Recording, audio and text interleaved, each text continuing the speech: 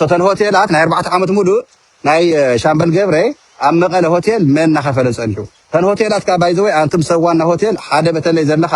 ፈልጠካ በአካል እውን ተረኺብና ነርና ኢና ተኸደ ፀናኻ ትዕግስቲ የለካ ምክንያቱ ፅባሕ ንጎ ሓዲምካ ኣዲስ ኣበባ ክትኸድየኒ ኢኻ ትብለለኻ ንስኻ እውን ፅባሕ ንጎ ቀይዲ ተኣቶ ምዃንካ ግን ከይትርስዕ ሽምካ የለካንየ መን ምዃንካ ትፈልጥ ኢኻ ንኣኻ እውን ፅቡቕ ምክታል ይግበረካ ስለ ዘሎ ሕጊ ናይ ትግራይ ከም ዝዳንየኩም ኣንቲ ስርዓት ኣልባውነት ተሰሪሑ ዝነበረ ትግራይ ሕወሓት ምፍራስ እዩ ሕወሓት ተፍሪስካ መሓወር ናይ ትግራይ እቲ ሰለስተ ቀንዲ ዝኾነ ህዝቢ ትግራይ መራሒ ዘይብሉ ክተርፍ እንታይ ትገብር ህዝባዊ ወያነ ሓርነት ትግራይ ብጣዕሚ ኤክስፔሪየንስ ዘለዎ ሓይሊ እዚ ተፍሪስካዮ እቲ ውዳበታት ይፈርስ ካብኡ ሰራዊት እውን መራሒ ጥንቅቕ ዝበለ መራሒ ፖለቲካ መራሒ እንድሕር ዘየለ ወታደራዊ ስጉምታት ወታደራዊ ሓይልታት ኣብ ዓለም ሰሪሑ ይፈልጥን ኩሉ ግዜ ጠንካራ ፖለቲካ መሪሕነት የድልየካ ካብ ሕወሓት ዝሐሸ ፖለቲካ መሪሕነት ኣብ ትግራይ እንተዝህልወና ነይሩ ውዳበ ኻ ነየ ነቲ ካብ ሕወሓት ዝሐሸ ይምፃእ ናብ ቅድሚት ኢልና ንኡ ምደገፍና ነርና ኣብ ሰዓት እዚ ግን ፈተና ፀላእና ሒዙ እውን ውድብና ሕወሓት እዩ ተመሪፁ ውድብና ሕወሓት ካ ናብ ቤተ መንግስቲ ተመሪሱ ትግራይ ክመርሓ ሰላማት ደቂ ዓበይቲ ከመይ ወይልኩም ከመይ ረፊድኩም ከመያትኩም በብዘለኹም ዓለም ከምቲ ልምደይ ሰላም ንኩልኩም ህዝብታት ትግራይ ህዝብታት ኤርትራ ሰላምታ ይብፃሕኩም ንኩልኩም እዚ ሰላም ኢለ ሓደ ሓደ ኢኹም ብውሽጢ ፅሓፍኩምለይ ትማሊ ሰራሕዋ ቪድዮ ነይራ ኣብ ወሰን ባሕሪ ኮይነ ኣብ ባፅዕዲኻ ዝኔኻ ሰብ ሳዋኢልኩም ነርኩም ሞ ካብ ክልቲ ሓዲደ ይመስል ኣሎ ሒዝኸ ከመይ እኒአ ትሪእዎ ኣለኹም እዚ እዩ ናብዚ ገፅ ተሪእኩም እቲ ባሕሪ ናብዚ ዝር ተቢለልኩም ከዓ እቲ መሬት ማለት እዩ ናይ ዓለም ጉዳይ እዚ ይመስል ዝሮ ግን ድሓን ሰብ ዘለዎ ኮይኑ ሰላምታይ ንኩልኩም ኢለኒ ህዝብታት ትግራይን ኤርትራን በብዘለኹም ሰዓት ናይ ሎማዓንቲ ሕፅር ኣቢለ እንታይ ክብደል እየ እቶም ዘለዎ ሓበሬታታት ከምፀልኩም ሞ ሓፃር ቪድዮ እየ ክገብራ ክነውሕ ተሎ ስለ ዝድብር ስለዚ ፅኒሕልኩም ኣትኩም ትርእይዎ ያው ሸር ገበርዎኹም ኩልኩም ዝሮ ግን ሒዚ ኩነታት ፅቡቕ ስራሕታት ይስራሕ ኣሎ ብትግራይ ሎማዓንቲ ንግሆ በአሜሪካ ትማሊ ምሸት ማለት እዩ ፅቡቕ ኣኼባ ዙም ኣኼባ ካይድና አንቱም ተሳተፍኩም ሰሚዕኩም ኢኹም ኩሉ ነገር ኣኼባታት እንታይ እዩ ዝካየድ ዘሎ ኣብ ዳያስፖራ ዘለና እውን ናይቲ ቃልሲ ኣካል ስለ ዝኾንና ናይ ትግራይ ጉዳይ ብጣዕሚ ስለ ዘግድሰና እቲ ናይ ትግራይ ኩነታት ናብ ፅቡቕ ንክኸይድ ንሕና እውን ኣብቲ ቃልሲ ስለ ዘለና ህዝባዊ ወያነ ሓርነት ትግራይ ዓለም ሙሉእ ዘለና ተጋሩ ፃውዒት ገይሩ በሸኳይ ትማሊ ዘተ ካይድና ነርና ወይ ድማ ብትግራይ ሎማዓንቲ ንግሆ ኣብቲ ዘተ ተረኸቡ ሰባታት እቶም ኣያታትና መራሕትና ዝበሃሉ ከምኒ ኣምባሳደር ባሌማ ከምኒ ኣምባሳደር ብርሃነ ገብረክርስቶስ ከምኒ ኣምባሳደር ሃይሎ ኪሮስ ከምኒ ኣምባሳደር ፍስሓ ካልኦት እውን ኣብ ዳያስፖራ ንቃለስ ዝፀናሕና ሰባት ተኣኪብና ፅቡቕ ዘተ ካይድና ኢና ሕፅር ዝበለ ፅቡቕ ንፁር ዝኾነ ዘተ ስለዚ ንቐፅለሉ እዚዩ ኣብ ትግራይ እውን ፅቡቕ ዘተታት ይካየድ ኣሎ ናይ ፖሊስ ትግራይ ሪኢኹም ኢኹም ናይቲ ኩነታት ዝካየድ ዘሎ ተነ ነጥበይ ክትመፀኩም ካብኡ ተለይለ ክዓፅበልኩም እየ ሓደ ኣብ ትግራይ ፅቡቕ ኩነታት ይካየድ ኣሎ እዚዩ ኩሉ ትግራዋይ ክርድኦ ኣሎ ዓለም ሙሉእ ዘለና ፅቡቕ ኩነታት እንታይ ማለት እዩ እቲ ዝነበረና መንግስቲ ናብ ቦትኡ ንክምለስ ኩነታት ይስራሕ ኣሎ ይውዳእ ኣሎ ኣብ መጨረሻ ኢና በፂሕና ዘለና እዚ ናይ ኩልና ትዕግስትን ጥንቃቐን ስለ ዘድልየና ሓደራ ክብለኩም ይደሊ ትቃለሱ ዘለኹም ዓለም ሙሉእ ዘለኹም ተጋሩ ናፍቲ ንሱ መጨረሻ ክመፅእ እየ ኣብ ትግራይ ሒዝታ እዩ ዝካየድ ዘሎ ፅርየት እንታይ ማለት እዩ ባንዳታት ትግራይ ብልኡኻት ናይ ብልፅግና ኮይኖም ንትግራይ እናፍረስዋ ዝፀንሑ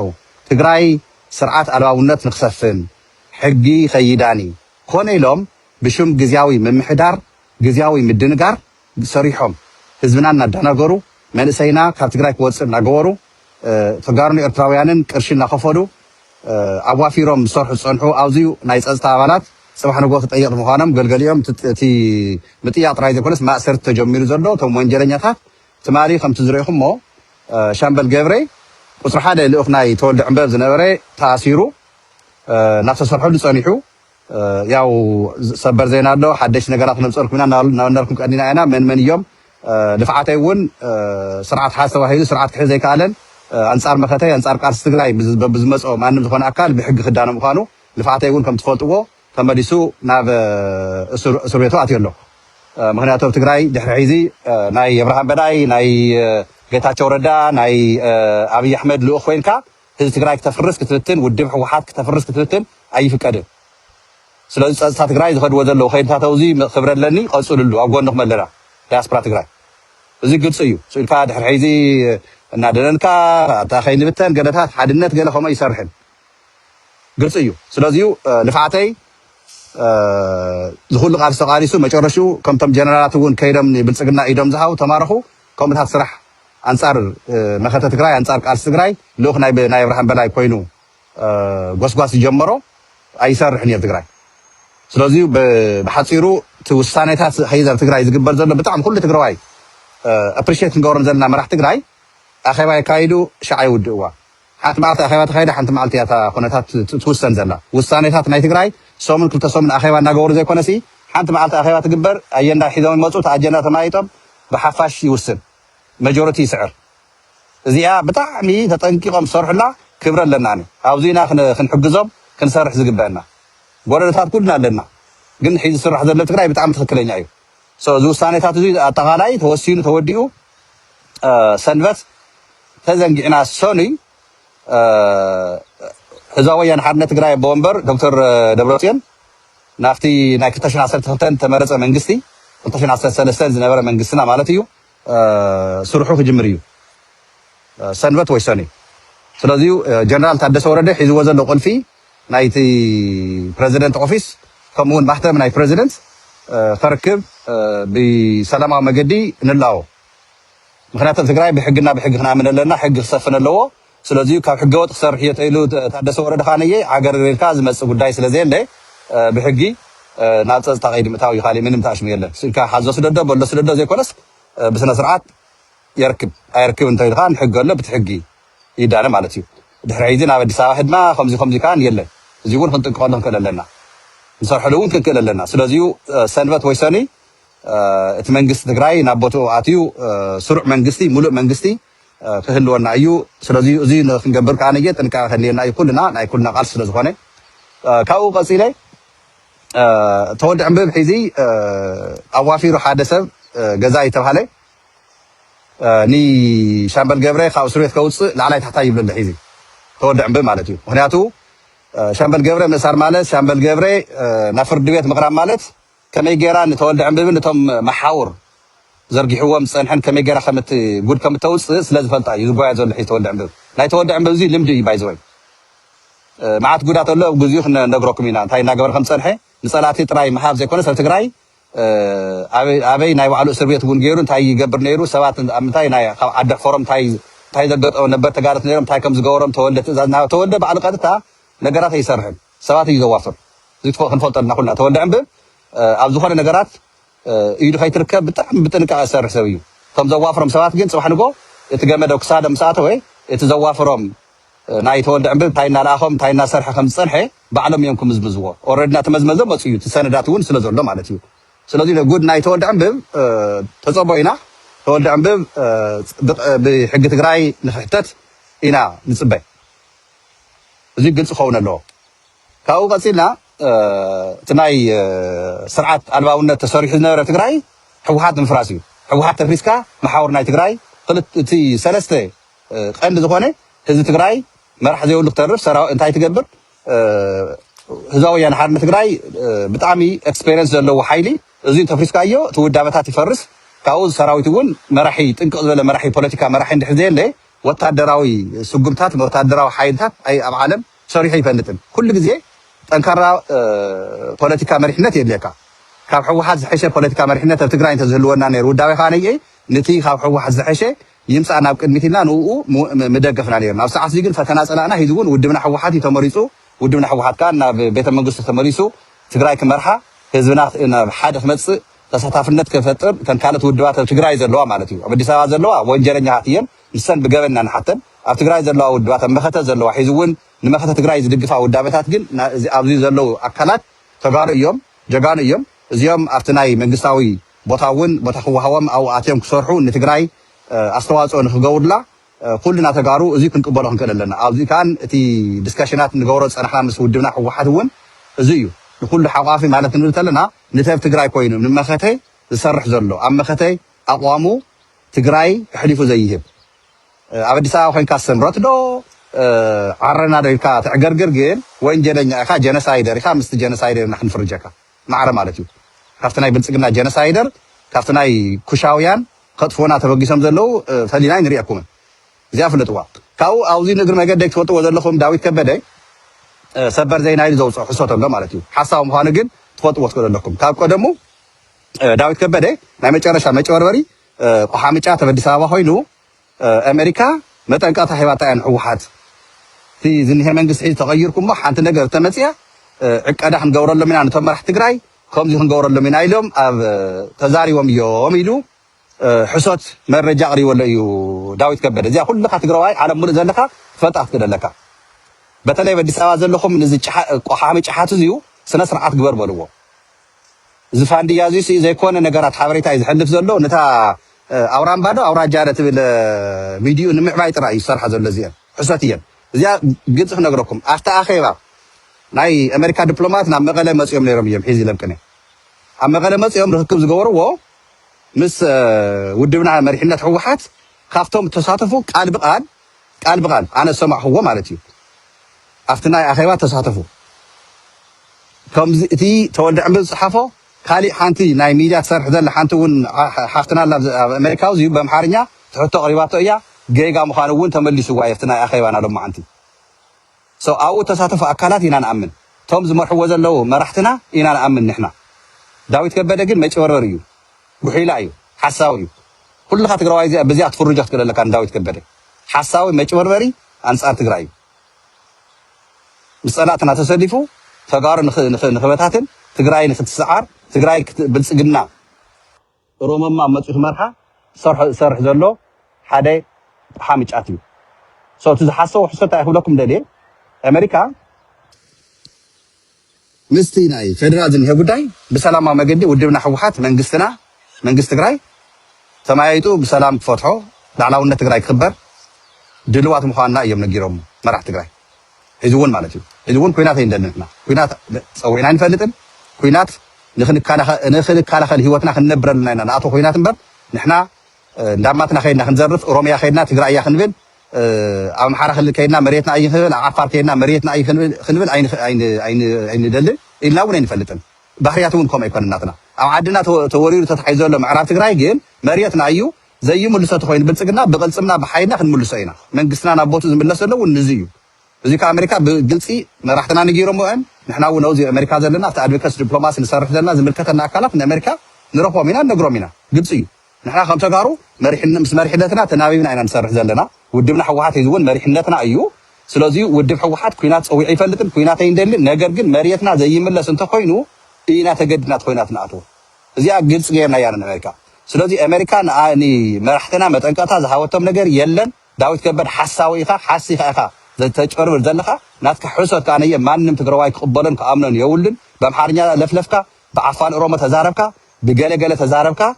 بمنم تأمر تقرواي نأخذ أمن حيز كم زين لجن حد تقرواي عالم مول زلهم سراوي تقراي حزب تقراي ودبنا حوحات داسبرا تقراي إزيا جلس فلتوا حسوتيو أمريكا أخ جبرية تقراي أمريكا تقراي